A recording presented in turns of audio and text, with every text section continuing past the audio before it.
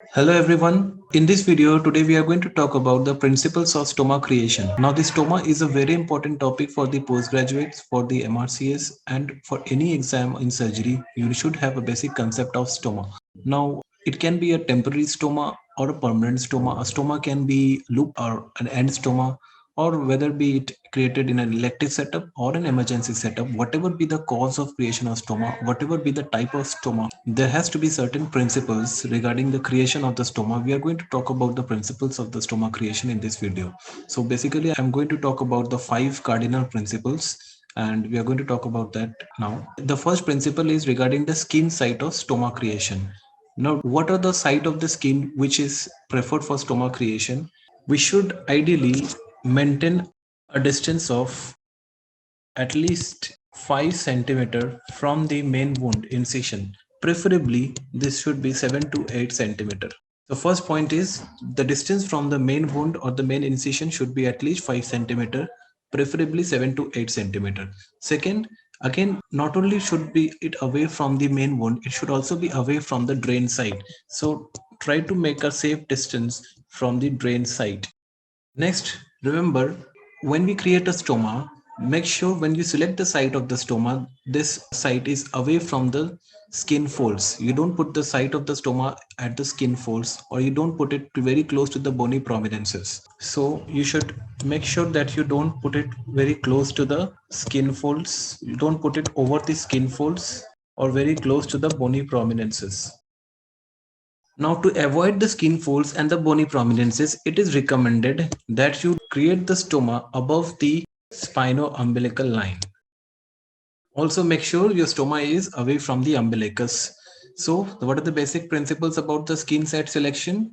You should have an ideal distance of 7 to 8 centimeter, at least 5 centimeter away from the main wound, away from the drain site, and the skin folds and the bony prominences are preferably avoided. And to avoid them, the stoma should be above the spine of umbilical line. These are the basic principles. Now, if you are creating a stoma in an oncology scenario, when the patient is about to receive radiotherapy, in that case, the site of the radiotherapy is preferably avoided. If the patient is about to receive radiation in the pelvis or the lower abdomen, that site is avoided for the stoma creation. So make sure you discuss with the radiotherapist and avoid the site which is about to be exposed to the radiation in oncology patients. So the first principle is very clear regarding selection of the skin site. Now let us move on to the next principle. The next principle is regarding the skin incision.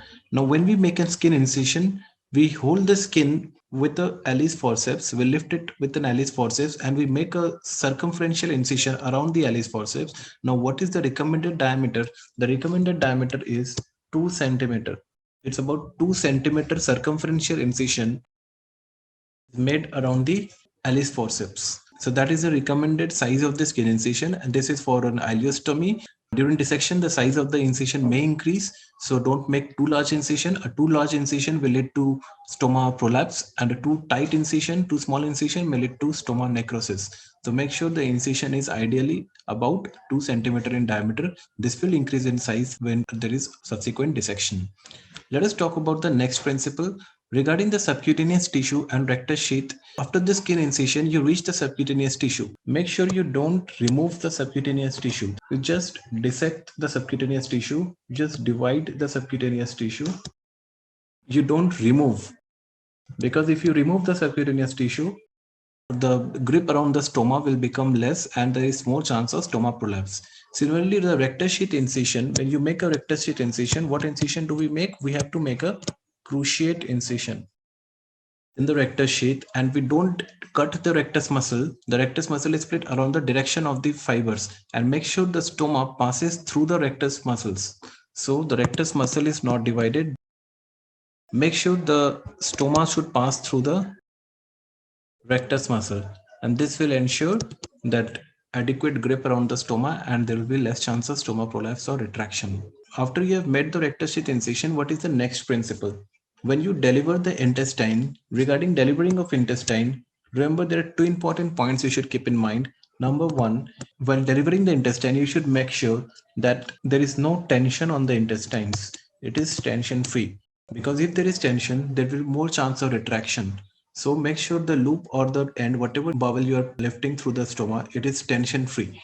Second, while delivering the intestine, make sure that you don't pull a lot with the Babcock. The main technique that is recommended is push from intra-abdominal side. So the two important principles regarding delivering of intestine, it should be tension free. Second, it should be ideally pushed from the abdominal side rather than pulled with a Babcock from the outside. Once we have got the intestine, we have to mature the stoma. Regarding maturation of stoma, again we have to be very careful before we mature the stoma. There are few checkpoints before we mature the stoma. Now what are the checkpoints before we mature the stoma? The number one is you should check for the viability of the bowel. You should make sure that the bowel that you have taken out is viable, and also you should ensure the vascularity of the bowel. So make sure that the bowel is viable and the vascularity is intact. Then in case of a loop stoma, you should be very clear about the orientation, which is the proximal end, which is the distal end, because the distal end needs to be flushed. The proximal end in an ileum has to be at least sprouted. Make sure that you are very clear about the distal end and the proximal end. The orientation has to be checked before maturation of the stoma. Third point, you have to be very clear about whether there is any twisting or not.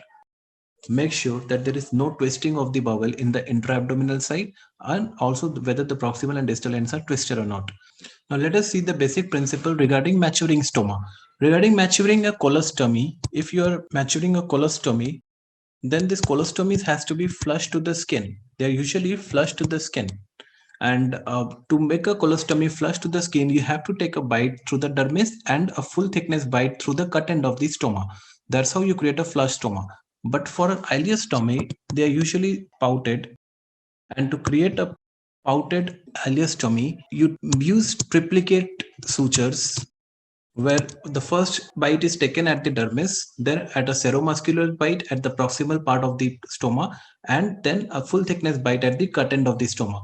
That's how a pouted ileostomy is created. Now, the colostomy is the amount of the colon that is taken out, delivered, is usually around 2 centimeter, and when you flush it, it is about 0.5 to 1 centimeter that remains over the skin. For an ileostomy, the amount of the bowel that is taken out is about 5 centimeter, and once you have pouted it, it is about 2 to 2.5 centimeter that remains above the skin. That's how the basic principle of maturing the stoma. Again, if you are creating a loop ileostomy, any loop stoma, whether it is colostomy or ileostomy, if you are suspecting that there is some tension to the bowel loop, then you can put Penrose drain to support. In the loop, you can put a Penrose drain to support the stoma so that they don't get retracted, and you can keep it for 5 days. Again, there is one very important recommendation regarding the amount of the incision to be made in a loop stoma. For a loop stoma, you have to make an incision that covers 1/3 of the circumference of the bowel. Make an incision about 1/3 circumference of the bowel. And it is also recommended that once you have matured the stoma appliance has to be applied in the operating theater only. We apply the stoma appliance after the operation itself, right? So if you have selected a proper site of stoma creation, you will be able to fit the stoma appliance properly. That is why all these recommendations are very important. You should be able to select an ideal site. In an elective patient, you have to make sure that you select the site, you mark the site before the operation, you mark the site while the patient is sitting, standing, and supine in all the three postures you see, and then you mark the site before the operation. And in case of an emergency, it is always not possible to mark the site beforehand. So make sure you follow the basic guidelines of basic distance which is recommended. And then once you have selected the site for stoma, make sure that you follow the basic recommendation for the skin incision. And then what about the subcutaneous and rectal sheath incision? If you're making a colostomy, make sure you don't remove the appendices epiploicy around the colon, because they also help in creating adhesion.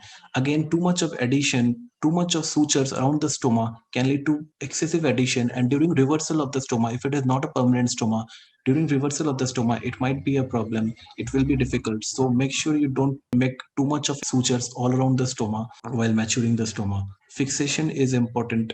So these are the basic principles that every resident should be knowing. That's all about this video. I'll be uploading more videos. So stay tuned to this channel for further videos. Thank you for watching.